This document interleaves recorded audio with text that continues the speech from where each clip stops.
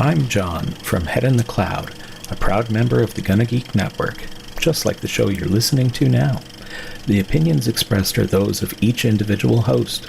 Check out all the other podcasts at GonnaGeekNetwork.com and get ready because geekiness begins in 3, 2, 1. This is it. The part of your week where you get to put your headphones on, relax, and listen to a bunch of geeks geek out about geeky things. They're passionate. As a Canadian, I will say that more than likely, I'm just going to get screwed another way. That's the way it always works. They're knowledgeable. Maybe that's where life began on MU-69. We don't know. And sometimes they're a bit angry. Skype, I'm breaking up with you. It's not me, it's totally you. Gonna Geek Productions presents the official GonnaGeek.com show.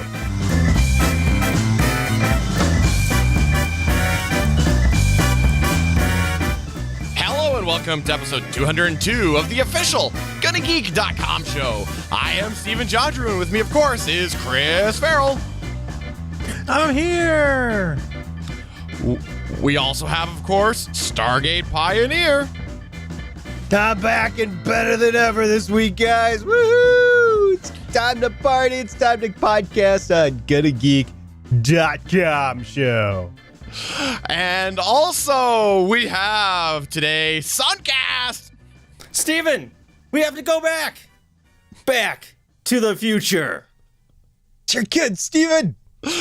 Oh man, yeah, we got a fun show. You always know it's off to a good start when Sunkast is on a fake GFQ background wearing sunglasses that are supposed to resemble some form of futuristic thing. Completely real. Come on, Steven. Well, I'm just going to go ahead and say right now that I personally think that Sunkast needs to just take those and send those back where he got them, get back in that time machine, send them away. He needs a Mr. Fusion to do it, though. Well, I think SP can help us out with that. Yeah, it's if he's time traveling in a DeLorean. If it's like the TARDIS or the lifeboat from Timeless, he doesn't need a Mr. Fusion. He just needs a very big battery. Fair point. That is. So, yeah, we got a fun show up ahead of us today. If you're not noticing on the video side of things, I have indeed again been kicked out of the house. I'm away, all those other things, la la la la la. Long story short, Stargate Pioneer and I are getting married this Saturday. Congratulations, Mazel Tov. Yeah, we have to work out the little divorce thing first for me, and I don't know how it works up in Canada. Did you guys get divorced just like that up in Canada? Why wouldn't we? Isn't that a thing? Why not? Because it takes months here in the United States. Oh, well. They just made a call to Justin, and, the rest is history. Me and Justin are BFFs. But yeah, no, we're here with another exciting episode of the Gonna Geek show. And if you're not familiar with us, what we do here is we talk about the latest happenings in the world of geek. We do stream this live every Monday at 8:45 p.m. Eastern Time. That is 5:45 p.m. Pacific at www.geeks.live. We're going to have to run down some news stories. Maybe we'll have a segment or two, and then what we'll do is we'll just tell Sunkast how amazingly good looking he is. That's true.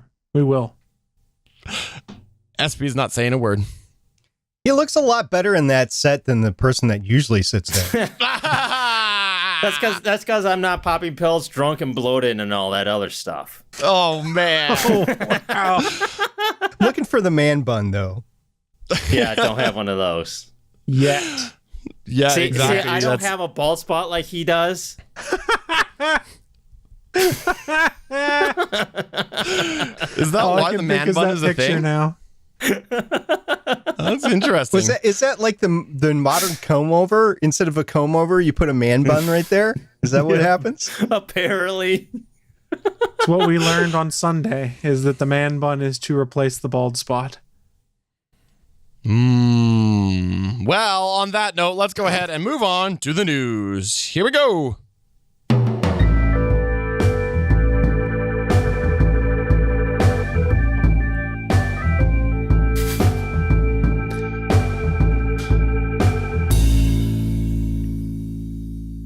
All right. right, we're going to talk about some Mickey Dicks because that's Chris's favorite thing is Mickey Dicks. That's a hell of a transition. But hey, guys, does anyone remember the summer of 1998 when Disney's Mulan was on the big screen and McDonald's had the limited edition Szechuan sauce for their chicken nuggets? Anyone remember that? Yes, I do. That was just last week, wasn't it? We'll go with that. Sure. It might have Seems been, kind of offensive in some weird way. Possibly. It was a pretty tasty dipping sauce, though, for chicken nuggets. And it's not just some of us on this show that enjoyed that sauce. There's also a scientist from the show Rick and Morty by the name of Rick Sanchez, who is a big fan of that Szechuan sauce. In fact, if you watch the the season 3 episode 1 premiere for Rick and Morty back on April 1st, the whole conceit was behind Rick really wanting the McDonald's Szechuan chicken sauce. It became a meme. It went insane. The internet blew up about it. Well, at San Diego Comic-Con, Rick and Morty co-creator Justin Roiland joked that he'd actually been in contact with McDonald's after the premiere featured the sauce. After it aired, thousands of fans petitioned McDonald's to bring back the Szechuan sauce, and believe it or not, a single bottle of Szechuan sauce from 1998 sold for $14,000 on eBay. What? Yes, isn't that Don't insane? open it. Don't open it. Don't do it. Oh, No, you don't want to that'd do it. be No, so gross. Gross. it is That's gross horrible. stuff. But here's where it gets interesting. This weekend, Justin Roiland took to Twitter to reveal that McDonald's has lived up to their promise. They sent him a single 64-ounce jug of Szechuan sauce from an alternate dimension where it's always 1998. That was the nice joke about it. It came in a nice heavy container that said from universe like CMD 1998, things like that. There was even a note inside from one of the McDonald's chefs by the name of Mike, who went and explained the lengths they went to procure the sauce. He wrote, we wish that we could have brought more sauce through, but we couldn't risk keeping a portal like that open. Think about it. If you knew in 1998 that McDonald's would have all-day breakfast in 2017, would you stay in 98? Of course not. And if we left the portal open, we'd have puka shells, bucket hats, and boy bands as far as the eye could see. It's too risky, even for a sauce as delicious as this. So the joke's been, everyone wants the Szechuan sauce back because everyone loves Rick and Morty. It became one of the biggest gags. Justin Roiland actually got a jug of it. And then we found out later that, hey, McDonald's is actually, making a few more jugs that, and the Szechuan sauce could very well be making a limited edition reappearance in McDonald's, all thanks to the power of a cartoon by the name of Rick and Morty on Cartoon Network. And this is hilarious to me for some reason. I don't know why, but it just tickles me.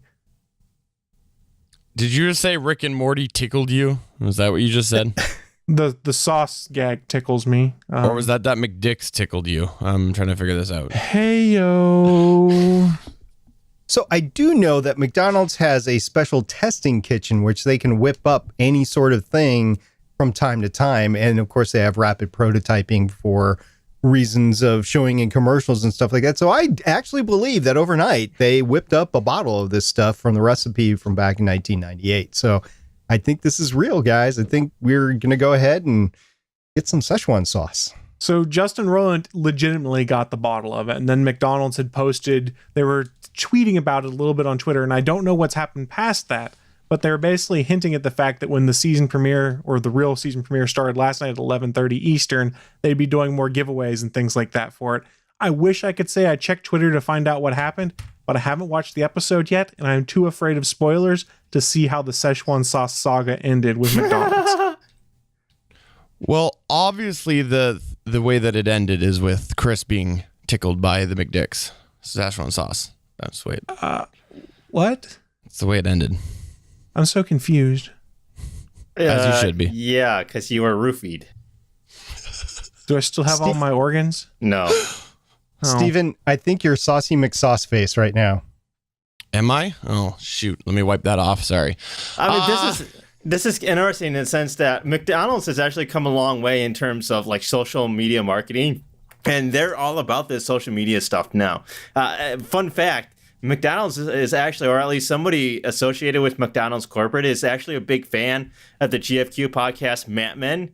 And so out of the blue, Andrew got this whole package from McDonald's that included all these coupons for like Big Macs, but it also had like custom made fanny packs in the shape of wrestling belts. Really? That's awesome. Wow. I'm looking for the picture because this was some time ago. So I don't know if I can find the picture of it, but yeah, they made these custom Matman McDonald's wrestling fanny packs.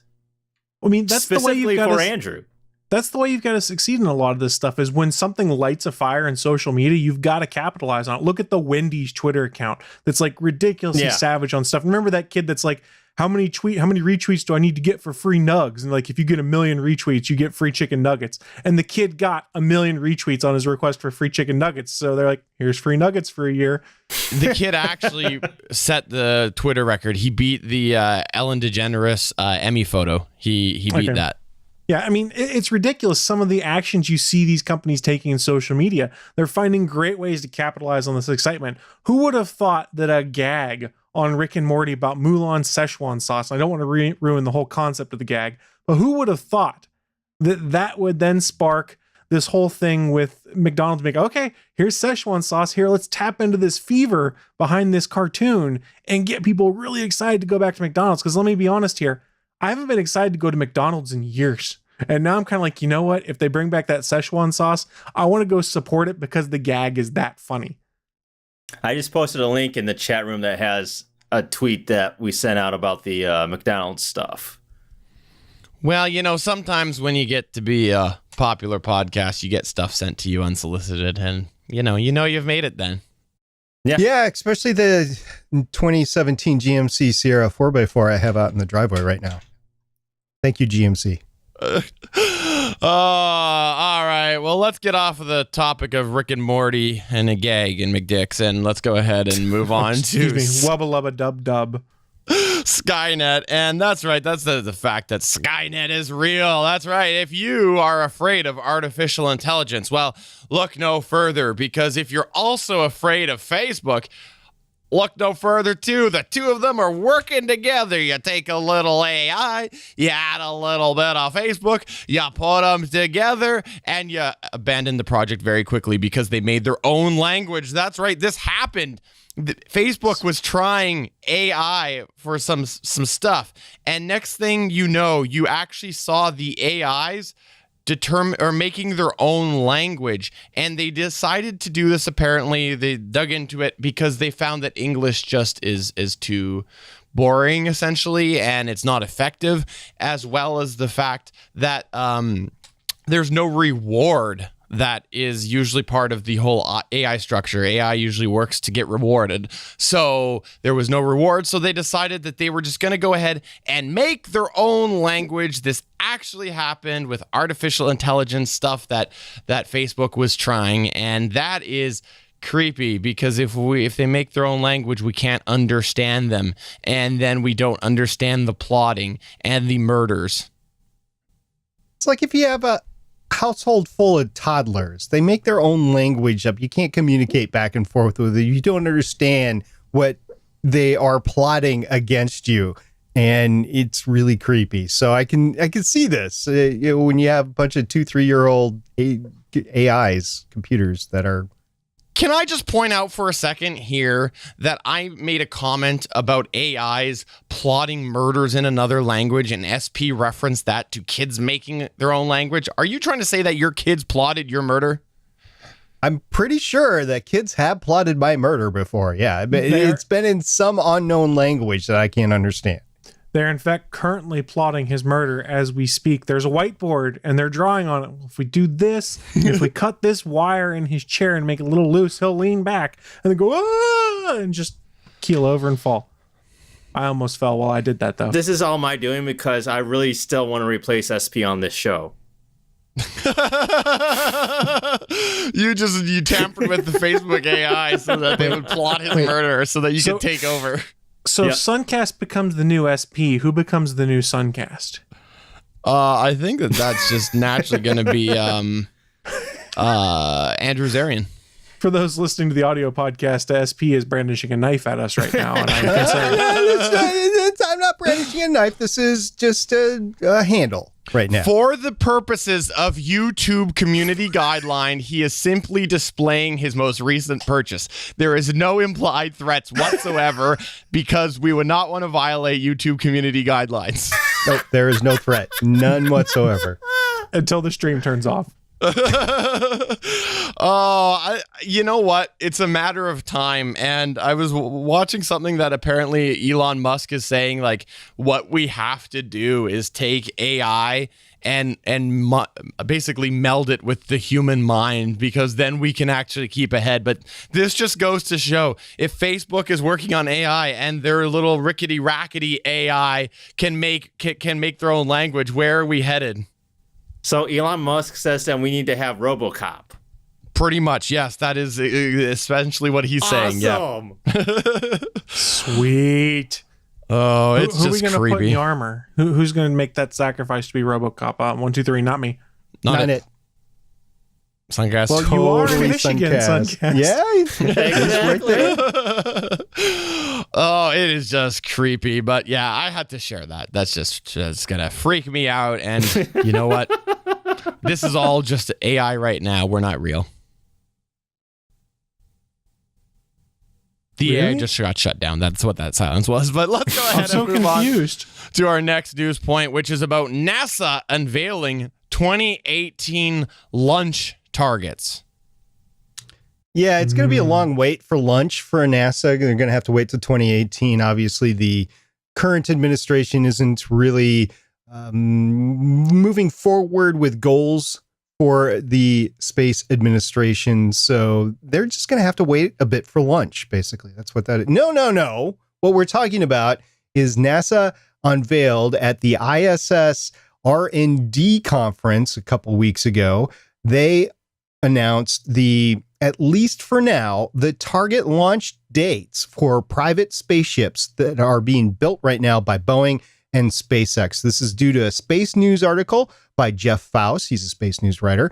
The test flights for the commercial crew transportation capability contracts, which were awarded in September 2014, have been announced. And these are, quote, the most recent publicly releasable dates. So they probably will change, basically, depending on how the ships fare through their design and safety reviews.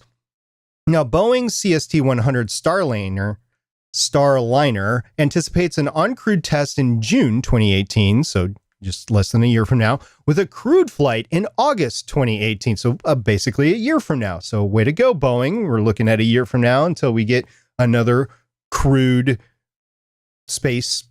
It's almost a space shuttle if you take a look at the Dreamliner.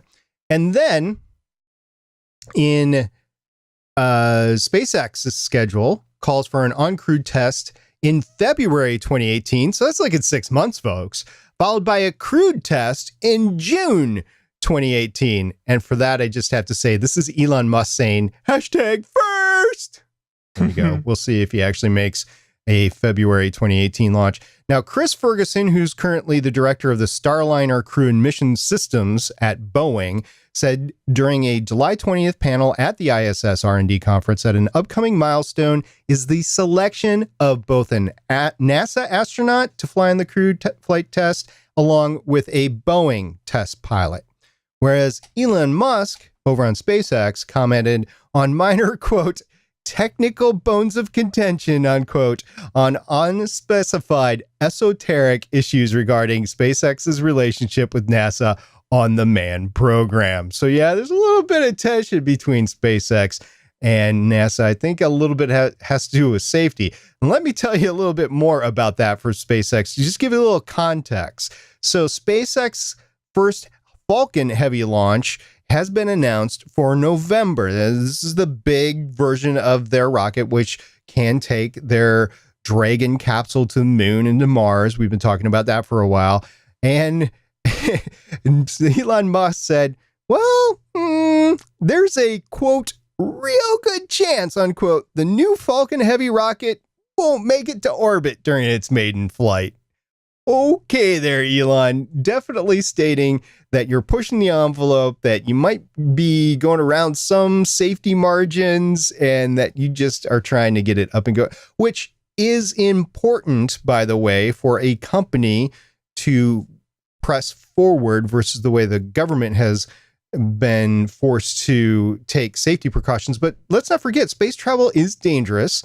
And the reason why NASA has to slow down a little bit is because it has demonstrated how dangerous it is. The Apollo 1 capsule fire, the Columbia and Challenger shuttle accidents. Space is dangerous. We've lost lives in space, and I hope Elon Musk doesn't push it too far so that we end up losing lives on their Dragon capsule. No one needs safety. What has safety ever done for us in the world of space? Saved us. Has it really? Has it really, Chris? Because I don't believe it. It also helped Bruce Willis blow up an asteroid that was going to hit our planet. And I don't want to miss a thing. Oh, I misanticipated what was going to happen there. I'm sorry. Even when I dream of you. Oh, no. Let's back up, folks, and do you guys remember the Mir space station before the ISS went up? You guys remember the Mir and the fact the Mir caught fire and it had to be evac? You guys remember that? Yeah. In Soviet Russia. In Soviet Russia. Exactly. Yeah, that thing was older than most people's cars at the time, which I believe is another quote from Armageddon, but it was true. Don't sing, Steven. So let's just make sure we're on the same page here. Elon Musk is doing unsafe things. That's the bottom line here. Is that right, SP? He might be pushing the safety bounds. Yeah, that's what the word on the street from a variety of different sources that have worked with their programs. But hey, he's gotten rockets to land on ships. So, I mean, come on. There is a success ratio along with that. And the first Falcon Heavy rocket is not going to have any humans on board. So I think what he's saying is it's going to be test flight anyway, and if it doesn't work, it doesn't work. If you go back in to do the, you guys ever watch the Real Stuff by Tom Wolfe, the beginning of the space program? You guys watch that movie? No, I have not. No, I have not. Oh, you haven't? Well, it was pretty good, as long with the From Earth to the Moon, which was a Tom Hanks special miniseries on HBO. If you want to understand where we really were at the start of the space program, you should take a watch into those things, and you'll see how dangerous things really were, how we were pushing the bounds on test flights, supersonic flights, rockets, that sort of thing. It wasn't a guaranteed success by any means. Both us and the Russians lost lives during that time. Mm-hmm. But more so the Russians, right? I think it's pretty equal. I mean, I don't know the exact numbers anymore, but it was pretty equal up to a point. I didn't realize that.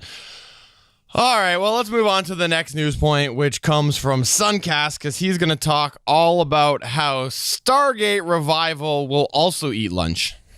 Yes, I will do that for you, because lunch is so tasty and those stars are just so yummy that you have to have these gates to get to them. So, sorry. The sidebar said launch. Launch. Oh, launch. Oh, We're gonna okay, launch yeah, the lunch? okay. Well, I can talk about that too. So this is kind of interesting news. Everybody knows the Stargate series, and especially Stargate Pioneer, who has the nickname Stargate Pioneer because of that show.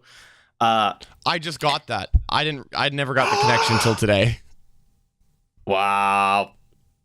I see the education system is working well up in Canada. Bang, bang, bang. Shots fired. Hey, by the way, I'm just going to go throw myself out this window because my medical's free. So I'll just go do that now. Okay, please do that. You just make sure you turn the camera first so we get some hits. Continue talking about delicious lunch. So this was an awesome show back in like the 90s, early 2000s. It had like 3 different series, SG-1, Atlantis, and then Universe, which didn't quite do so well. But interestingly enough, MGM announced that they are launching a new streaming service called Stargate Command that will consist of every single episode of every Stargate series, plus a brand new exclusive series titled Stargate Origins. So this new series is a prequel that will follow a young Catherine Langford as she embarks on an unexpected adventure to unlock the mystery of what lies beyond the Stargate in order to save Earth from unimaginable darkness. So far, we don't really have a whole lot of casting news. They're still doing some casting for this live-action series, and they expect to have filming underway sometime next month. And there's also no word yet on how much this service will cost. But this is interesting that MGM says, hey, we should have our own digital streaming service specifically for this one franchise. What do you guys think about this? Okay, let me just start off here right now, and I'll just lead with talking about the wonderful success, the last sci-fi franchise that we had that decided to come back on a streaming service. You know, how on target that launch was. What are you hinting at there, Steven? I'm talking about Star Trek. There's a schedule there, but we don't know how successful it's been yet because they haven't actually launched yet. It's also been delayed like a year. I know, but we don't know if it's really going to take off on CBS All Access because it hasn't started yet. I would think that CBS would be a little bit more successful because it has additional content to provide rather than just MGM in their streaming service. I'm trying to remember who else tried this.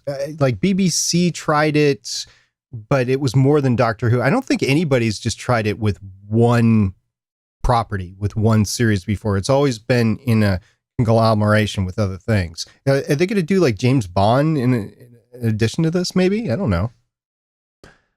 I don't know. One thing you got to consider with this too is that Stargate's kind of a stale property right now. I don't mean that disparagingly, but Stargate Universe has been off the air, 5-6 years at this point in time. They've done a few comic books to continue Atlantis and Universe, but it's not really like Stargate's been in the cultural mind. Like Star Trek has stayed there because we've had 3 movies since the last TV series and things like that. So I'm not sure that launching your streaming service on the back of Stargate is going to lead to a ton of customers. I hope I'm wrong. I like Stargate.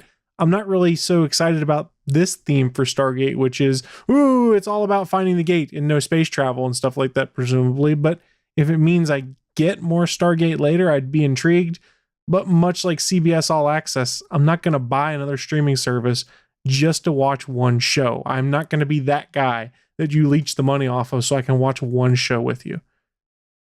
Here's my concern is that aside from all the stuff you guys have mentioned, the fact that it is just that one single property that they're having on this service, but it's the fact that I do have good memories of the Stargate series, at least the first 2, SG-1 and Atlantis. Those were great series, but then they kind of ended on a pretty much a sour note with Universe, and that didn't go so well. So them bringing this back, while I would love to see this do well, I am not expecting it to do well, and I would almost rather them leave it alone and do nothing than to try to resurrect this and do something that, again, fails like Universe did.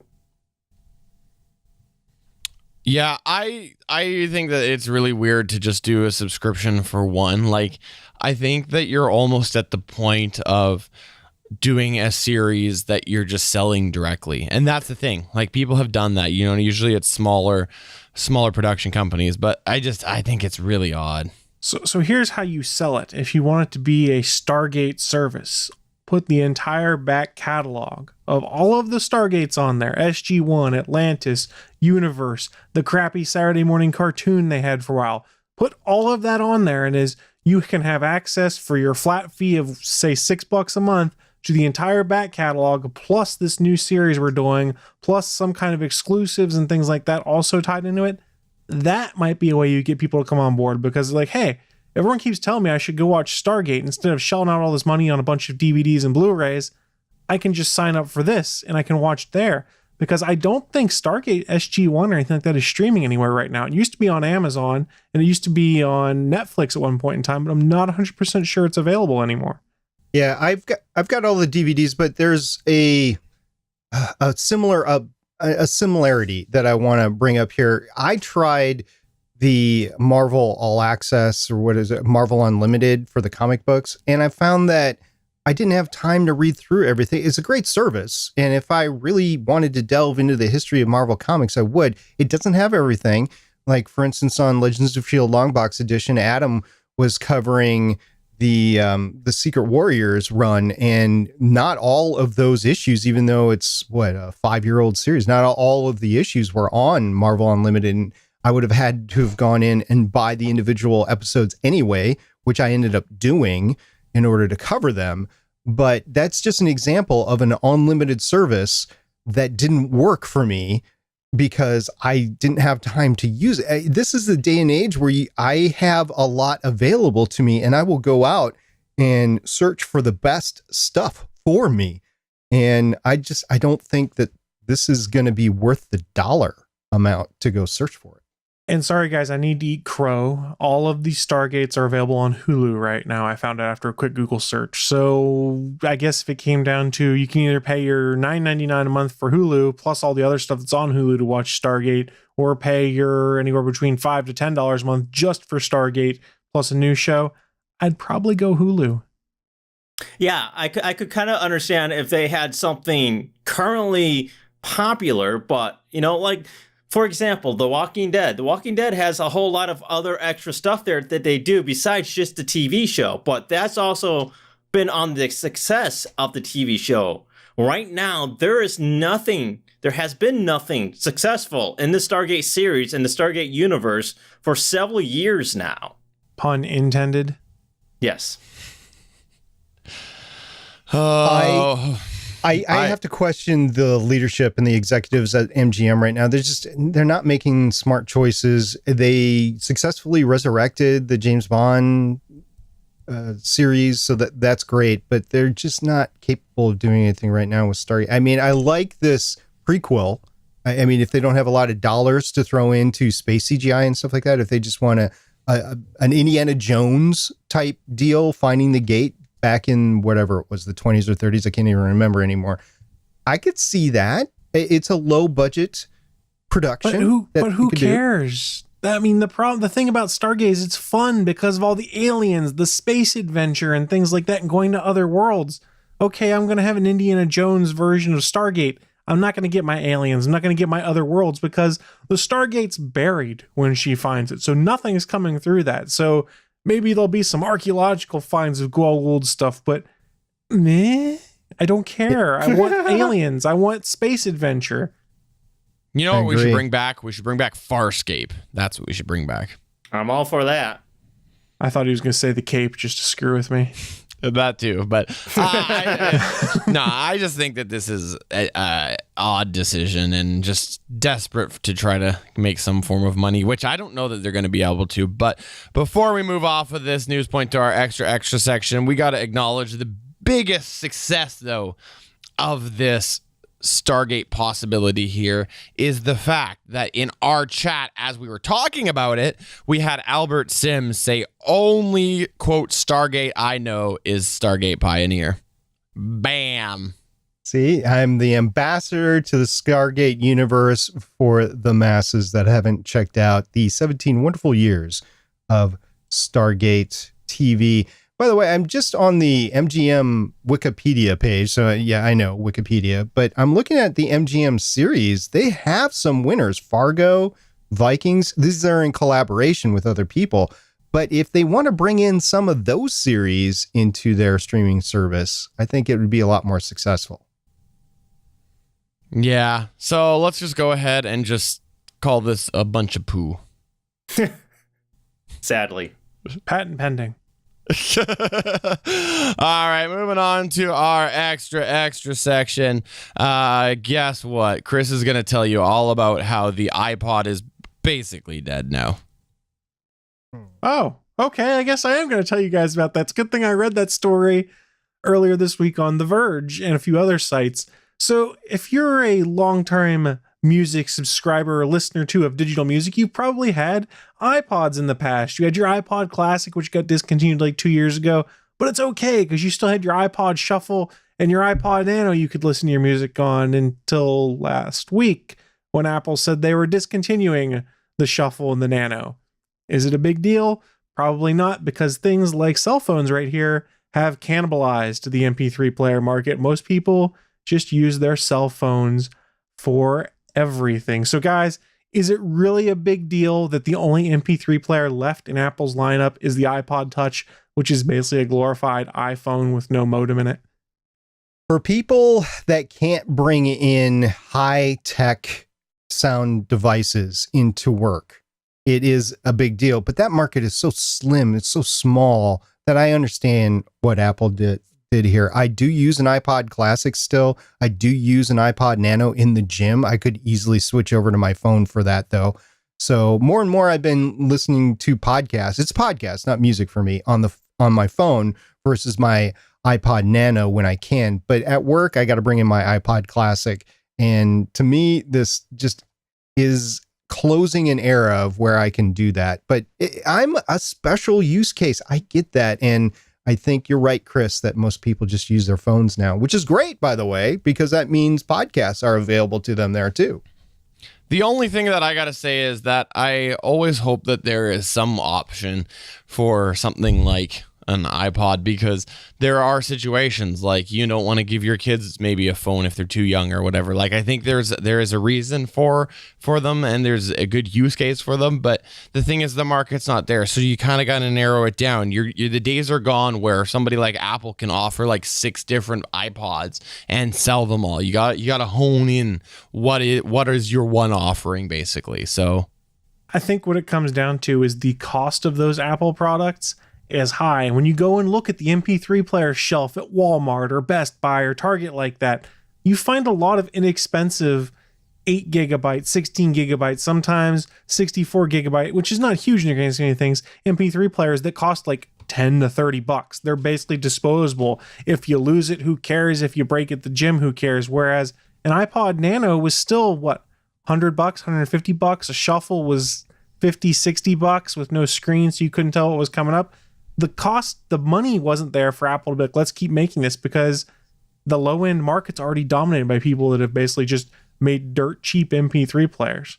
And the thing is, really, like synchronizing the iPods is not really that great when you're just looking at a dumb device now. Like it kind of gone are a lot of those days where the things that iTunes offered were special. It's just not the case anymore. Well, in all honesty, guys, when I was looking at getting a new MP3 player, because I have one that I used for going to the gym and things like that started to wear down, what I'm honestly looking at doing right now is buying a cheap Android phone on Amazon, because they have the Prime deal ones or whatever, and throw in an SD card in it. I can put all the music I want on there. I can use the Wi-Fi at the gym to throw up Netflix or Pandora or something like that when I'm doing cardio on the treadmill. And I call it a day. It does everything I need it to. And worst comes to worst, I put my SIM card in it if I break my main cell phone, and I have a backup phone for a little bit. And it's basically the same cost as a good MP3 player. Agreed. And you can find like Android phones for under $100. Look at the Prime deal really ones that Amazon does right now, because they have the Prime exclusive ones that come with Amazon ads and the lock screen. Who gives a crap? Flash the phone and those are gone. Yeah. So anyways, I think that this is a overdue step for Apple, but again, I hope that they still offer something for a while. Can I tell a quick story? So Friday, I am getting ready for work, and I am listening to Tom Merritt's news, flash news on the Amazon device. And I am literally at the kitchen table with my laptop syncing the iPod Nano, and that story comes on.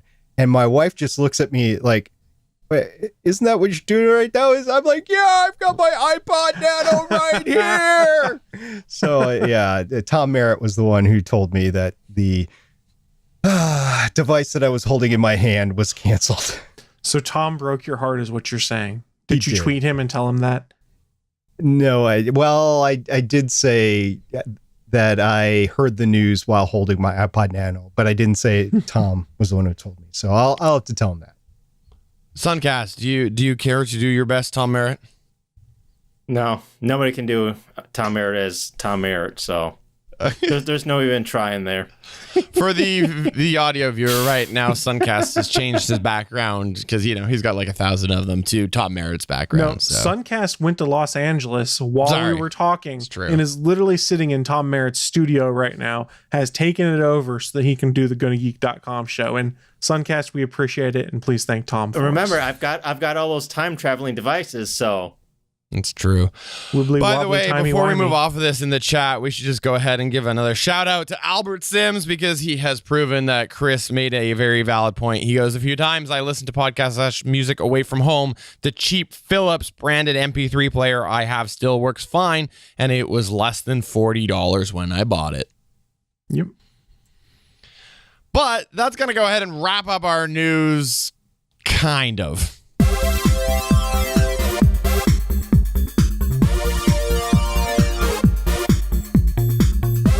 This week, our segment is kind of sort of a news point because there's such big news that came out about something that we've talked about extensively on this show. That's right. If you flash back to last year, there was a innocent Stephen Jondrew sitting there listening to Chris Ferrell say, "Hey guys, I'm this is my Chris Ferrell voice, by the way. Hey guys, I'm going to go and try out Needs this whole..." to be more monotone. Okay. Hey guys, this is Chris. I'm going to try Wink and see if it works. I think it will be enjoyable. Does that work? Sure. No, I mean this app right here. Yeah, so Right Chris was the first one on here to mention that he was dabbling in home automation. And so he bought himself a Wink hub, and then he convinced Stargate Pioneer to buy a Wink hub, which Stargate Pioneer did, but never opened up. And then I'm like, okay, I'm going to get in on this because this looks right up my alley. And then in December 2016, you saw that my house is just insane with Wink products. I was a very slippery slope. Well, this week... First taste free. Yeah, exactly. This week, they did announce that they have been purchased by one of will.i.am's companies. That's right. will.i.am, your favorite black-eyed pea, next to Fergie, of course, has indeed had one of his companies purchase Wink. Now, the email that came out said that Wink is going to remain as it is, even in the name for now. It never said for now, but you always throw that on any acquisition. And apparently Wink is kind of going to keep on the same path.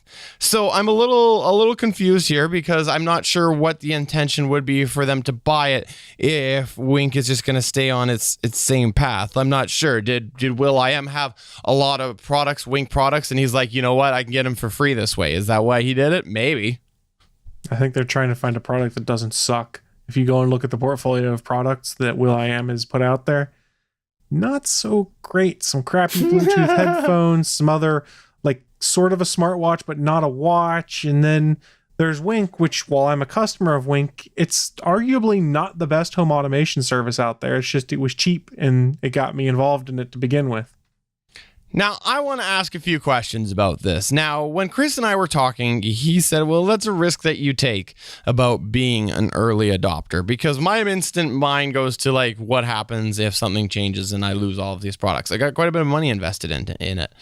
Now, do you think that Wink home automation really is in the early adopter phase? My personal opinion is no. When you go and you see the amount of generations of Wink products that have been made, the amount of different products that other companies have made that are Wink compatible, I think we're well past that point. See, I'll disagree. Home automation in general is still in the early adopter phase. It's a hobby thing for a lot of people. There's not a ton of alternatives out there, and it's a very small niche group of people, rather, that is dabbling with this. I mean, look, even Apple hasn't been able to make it pick up with HomeKit stuff yet. So home automation is still very much a small product that's gradually, hopefully, growing into something bigger. Yeah, like I said, I think you go and you see the amount of home automation stuff, like Home Depot in Canada. They are really good for having a home automation section, and there is so much there that you wouldn't even think. And that's like why to me, I have to disagree. I think we're past early adopter. Early adopter is like your portal. That's early adopter. I think when my parents are at the point where they start adopting home automation beyond just the home assistant devices, like the Amazon device, the Google device, and soon to be the Apple device, I think then you will start to see a more widespread adoption of the technology in totality. And I think we're not that far away, but the price has to come down for a lot of people for it to be made affordable. I mean, take a look at all the tech that we're buying these days. TVs, a lot of people put off getting that big screen TV until they came down to under $500. Remember, they used to be like $5,000 for a 1080 big screen TV.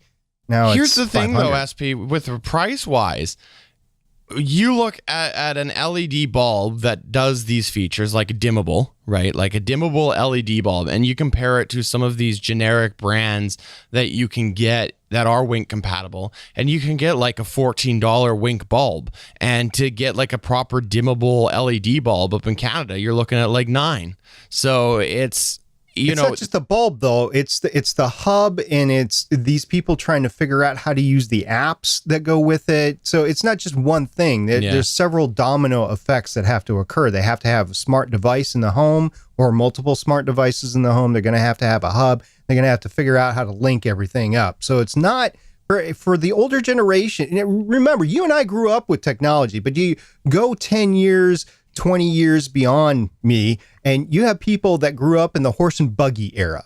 It is a significant hill to climb for those people. So when I agree, I think there is a hill, but I think we are much closer to it than we really think, because I look at it and I know for a fact that you said your mom has an Amazon Echo, right? Because I bought it for her, yeah. Right. Same thing with my dad's girlfriend's parents. He went and he bought them a Google Home, and they're loving it. Now, it's not much of a further connection from there to get into home automation, because you have the thing that makes it easy. These voice assistants, those are the missing factor right now. As soon as people really realize how much connects to these, that's where we're going to see this just take off, because the app is a pain in the butt to pull out for even myself, let alone somebody who is, 40 years older than me. But you have a voice assistant that you say a word, turn off my lights, and now it's a whole new ballgame. But I think some of this also has to do with just simplifying home automation. And I don't think we've gotten quite there yet, where home automation just isn't quite simple enough for most people. Yes, you still can do the Alexa stuff, but you still have to do a lot of programming with that. But it's also, all right, well, what devices are compatible with what?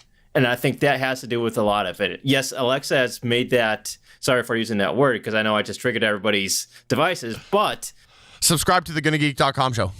It makes it a lot easier by having that voice assistant. And that's why this has taken off more, is because it's made it more simple. Yeah. I want to ask a question here. So I'm going to ask a two-part question. I'm going to ask something to SP and Sunkast, who don't have any Wink products. Does this make you feel less inclined, if you're going to get into home automation, to go the Wink route? Yes, absolutely. I haven't opened this, unfortunately. We talked about it from time to time. I'm holding up for the audio listener my Wink hub that I was able to score on clearance for $12. So unfortunately, I wasn't ever able to fool around with it. It was the first generation. I think they moved on to second generation. But yeah, it makes me less inclined and more inclined to go with something that's going to be more stable, like a Philips Hue or Samsung or some other big. I get it, Stephen. I get it, but Philips Hue is like limited. It's not even comparable. Wink is an array of home automation products. Wink or Philips Hue is lights, right? Like it's a totally different ball game. What was that point we were making about early adopters right now? Philips Hue, that's a great point, because Philips Hue is, right? Like people were like, yeah, Philips is the way that it's going to be, because Philips Hue was one of the first ones in there, but they never expanded past lights. A lot of the things that they've done has to be connected through other services. The Smart Things itself, to me, when I first got into this, I guess it was about a year ago, Smart Things, I was reading a lot of posts of people saying Smart Things is the way to go.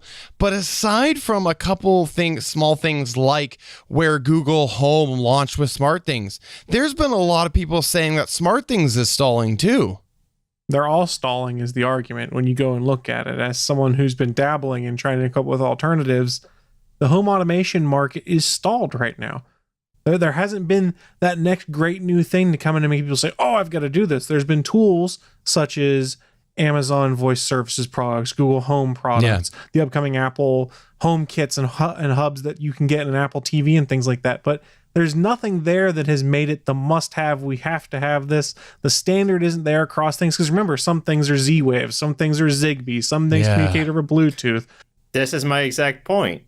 Yeah, where they're still trying to find the one killer way to mesh all those things together. I mean, and as someone who has a Wink, that does Z-Wave and Zigbee and something else, but it doesn't do some of the other protocols that, say, Samsung Smart Things does. It's tough. It's a weird little market, and I've interrupted the rust of your questions you were going to ask. I just realized. No, it's all good, because I also realized that I was rude and kind of argued SP's answers. That was a Rod Rockman move. But I want to ask us Sunkast, because same question to you.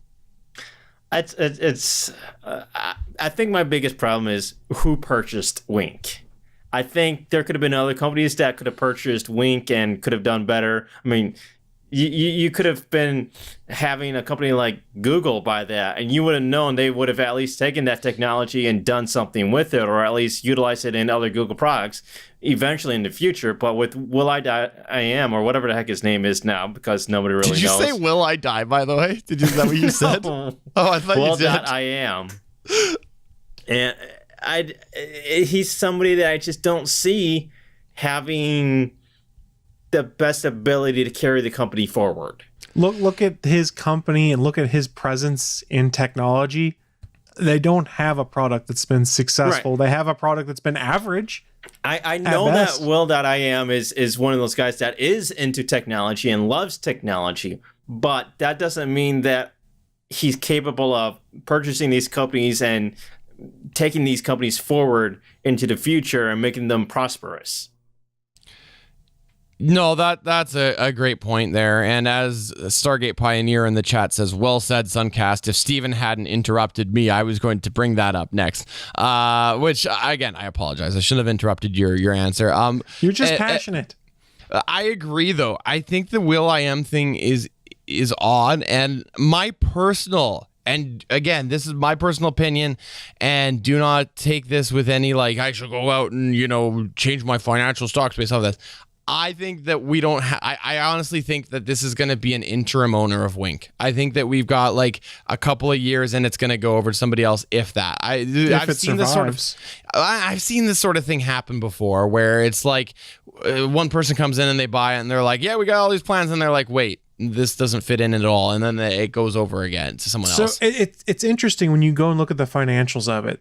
Wink was originally owned by a company called Quirky, and Quirky folded and Wink was sold off. And the company that currently has them now has actually started making them more profitable. They were making money and were bought out by will.i.am, who was paying through some intermediary. So it was a mystery investor that was then determined to be will.i.am, assuming I'm remembering the article I read correctly. So he went and paid more for it than whatever the holding company was that has it now paid for it originally. So they made money off the acquisition. The real question is, what is he going to do with it? And like Sunkast said, he's a tech enthusiast, but look at his track record with technology. There's nothing there that makes me go, oh, this is great news for Wink, which is arguably the number 3 in home automation, to move forward and kind of take on Samsung and to take on Apple and to take on all these other groups. It's more me going, oh man, I've seen will.i.am be the butt of many a blog articles on Engadget, The Verge, and things like that, because here we're putting out these Bluetooth headphones that change colors while you listen to your music, or here's this weird little smart wrist strap thing that doesn't really do anything, even less than a smartwatch, but it's out there because will.i.am thinks it's cool. I hope he does great things with Wink. I hope it takes off. He throws a bunch of money into it and says, I want to do all this crazy cool home automation stuff. The track record's not there. And as someone who owns a Wink product, that's what has me worried. That's what has me looking at things like Samsung Smart Things as something to swap out as my hub for my home automation. Because if it looks like Wink is going down, when those servers go down and things don't get updated anymore, none of this stuff is going to work. You're going to need a new brain for your smart home. And that's when you've got to start figuring out where to go. And luckily, like 90% of what I have works with Samsung right now. And that brings me to my second question, because I wanted to ask these two non-Wink users that question. I'm going to ask Chris and myself, the question is, does this change our direction as Wink users? And you've answered that now. And I got to say, for me, one of my biggest problems that I have with my Wink Hub version 1 is that the Wi-Fi it's only Wi-Fi, and it causes problems. It is known, is well documented, to interfere with nearby routers. It's beyond ridiculous. So I have been thinking for a while that I'd like to get a Wink Hub too. Now, the thing is, the only real like Wink product that I own, 2 products, like actual Wink, not Wink compatible products that I own, is my Wink relay, which is in my kitchen, that controls my lights in my kitchen that I demonstrated in December, and then my Wink Hub. So I am absolutely going to be now looking to see all of these other company products. I own a lot of Leviton products. I'm going to take a look and see what they're compatible with, because this has me concerned, and I would rather jump ship now if I can. If I'm going to end up upgrading my hub or changing my hub anyways, I would rather jump ship now than invest in Wink Hub 2 and then have, like Chris said, the servers go offline.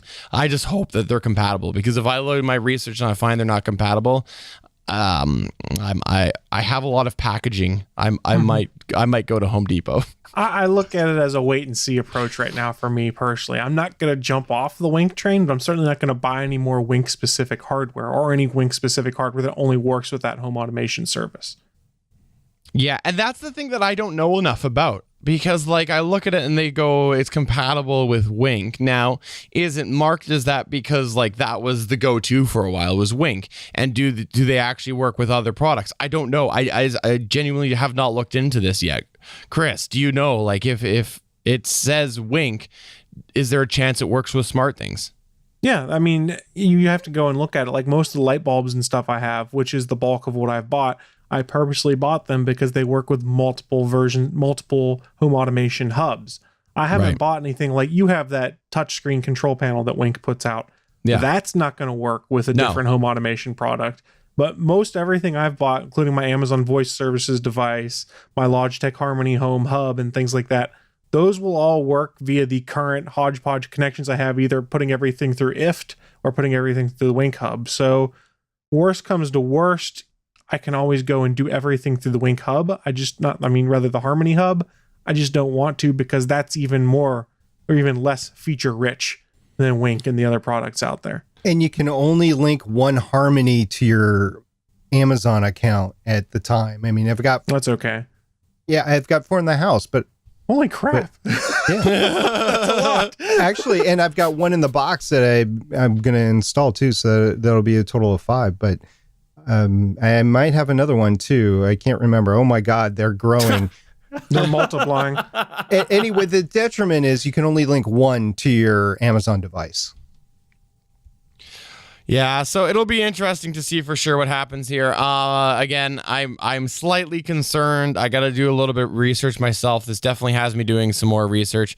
I hope that things are compatible. The only last thing that I got to say on this is I think there's probably enough companies out there that have invested in the Wink infrastructure that if something happens, there might be a movement to somehow hijack that technology, right? Like, You're far more optimistic than I am. That's a write-off for them.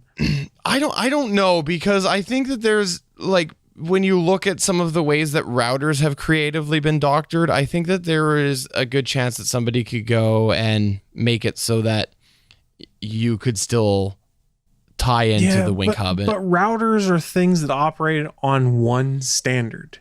Everything has to conform to the 802.11 AC spec or things like that. Home automation's not there right now. Like I said earlier, people use different wireless communication protocols to do all that stuff. So if Wink goes away and whatever Wink format, they have something that's specific to them. I don't remember what it is. I'd have to research. If they go away, I really doubt Samsung is going to put a new chip in their hub to pick up all that stuff, or Apple's going to make HomeKit work with all of that now. There's hardware limitations. I do have one last thing to say about this whole thing, and I have been waiting for the holiday buying season coming up here, and then what sort of advertisement blitz was going to come from any specific company along these lines. Last year we had the Google Home and we had the Amazon Echo that was just pounded in everybody's head. So we know a lot of people bought them and then they had sales around that time, specifically for those devices that move forward. And I realize that the technology isn't going to change vastly between now, because we're at the beginning of August of 2017, and we'll have a few months before the holiday buying season really starts. But the advertisement blitz and the packages that are put together and the sales that are put together at the end of September, beginning of October and November, I think really will define which one of these companies gets a great foothold, maybe not be the eventual winner, but gets a great foothold as 2018 starts off. So that's just what I've been waiting for, actually. That's a great point, and we'll see. We'll see what happens. But that is going to take us towards the end of the show. Before we wrap up, we'll do our thing where we go around the table and plug and promote what we'd like to plug and promote. Let's start off with Stargate Pioneer. I do have an exciting announcement today. The first time on GonnaGeek.com. Actually, I was promoting it all day yesterday. But the Gonna Geek Network is going to be on a couple of panels at Gen Con 2017. So these are be led by Cody Goff, the verified Cody Goff, the vaunted producer. It's Cody Goff. Goff. He is the verified man. He is the man who works for WGN, the man who has a professional podcast under his name now, the Curiosity.com podcast and the Game Life Balance US podcast. He has put together a couple of panels that myself, Michelle from Starling Tribune, John, his co-host, Cody's co-host over on Game Life Balance US, and Cody will be there in the Crown Plaza at Gen Con on Saturday, the 19th of August in Pennsylvania Station C. 2 panels, first one at 10 o'clock. The first one is What is a Podcast? A miserable little pile of secrets. The description of that panel is podcasts are hot these days, but what exactly is a podcast? How do you listen? And how can you start podcasting yourself? Members of the Gonna Geek Podcast Network explain how to get in on the game. And then directly following that, so we don't have to move anywhere, we don't have to tear down, we just get to stay there at 11 o'clock at the same room in the Crown Plaza at Pennsylvania Station C. The 4 of us are going to be doing the panel titled Purposeful Podcasting with the Gonna Geek Network. The description for that one is, what are you trying to do with your podcast and how can you do it best? Gonna Geek Podcast Network veterans share their secrets, best practices, industry trends, and a Q&A for casual and pro casters alike. So we're going to be there Saturday morning, the 19th of August at Gen Con 2017. I've been waiting a long time to start talking about this. We've known it for months, but it has been announced. So there you go. You can meet us there and you can learn all about how to podcast. Did you say about the Rode Procaster? Is that what you said? I'll bring mine. You going to come? You can bring yours too. Oh, I wish I could come. Wait, that sounds horrible, but let's go ahead and go do Chris to plug things. Thanks for that abrupt transition there, boss. No problem. It was totally accidental for once. Get any better? So what I want to talk to you guys about, you remember 2 or 3 weeks back, Justin Robert Young joined us for about 20 minutes to talk about the Action News game Kickstarter. As we record this on July 31st, 2017, there are 48 hours left. So if the Action News board game is something that you are interested in, go check it out, actionnewsgame.com, or just go to kickstarter.com, plug in the info there. You got 48 hours left to go in there and get a chance to back the game. And I think the way they've been doing it is every 15 backers they get, they've been unlocking new story cards. So some of them were like the moon landing and things like that. They're at 944 backers right now, and I think they were trying to get to 1,000, unlock something really interesting. I don't remember what it was off the top of my head, sorry. But go check that out, actionnewsgame.com. It looks like a ton of fun. I've been an early adopter on that one, and I wanted to make sure we got one last plug in there for Jury. I got 944 backers, and Chris is one. Don't let Steven sing, guys. Don't do it. Sunkast, what would you like to plug or promote aside from that wonderful white candle behind you? Check out the GFQ network like you see behind me. We have a whole bunch of great shows on there. We got stuff that talks about wrestling. We got stuff that talks about hair loss with the bald truth. We've got a couple of tech shows on there. What the Tech is pretty awesome if you want to check that out. Also, you can follow me on Twitter at Sunkast. That is spelled with a K and not a C, so check that out. Awesome. And by the way, could you just do me a favor for the video viewers? And you've got that green alien sitting behind you. Could you pick that up and show that to the camera? Yeah, I can do that. Just 1 second. I gotta go to the future and then back to the future and then back here again. So it's gonna take me a minute. Sounds good. And I, Stephen Jondrew, am just gonna go ahead and plug all of GonnaGeek.com, including the Gonna Geek Network, because there's a lot of really great shows on there. Now, we regularly talk about Sunkast, who's not on any of them, but you know, he should be. But we also talk about Chris and Stargate Pioneer, who have a plethora of shows. But did you know that there is more than just Starcast and Chris Jondrew on the network? There's a lot more than that. So you should check that out at GonnaGeekNetwork.com, because there is a lot better people than us. Absolutely. But that is indeed going to take us to the end of episode 202 of the official GonnaGeek.com show. I'm Stephen Jondrew saying, wow, another remote episode. I'm an early adopter. I get to play my triangle. I'm back from the future with the Szechuan sauce. I want that Szechuan sauce. Sunkast, it's your kids. You got to do something about them. Bye.